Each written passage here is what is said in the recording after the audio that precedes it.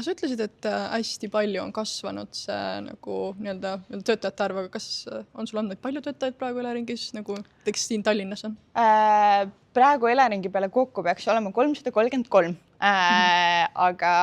see palju meid Tallinnas on, seda ma ei tea, et meil on ikkagi üle Eesti on ka päris palju laiali, et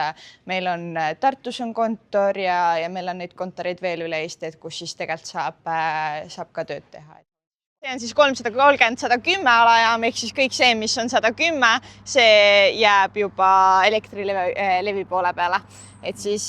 kõik need, kes meil tegelevad alajaama hooldusega, tegelevad 330 seadetega, et neid alajaamasid Eestis on päris mitu, ehk siis need on need alajaamad, kuhu siis tulevad sisse kas Estlingid või näiteks Narva jaamad otse, et kõik suured ja siis sealt edasi läheb jaotusvõrku, mis läheb siis juba teiste ettevõtete kätte. Ja siis sellega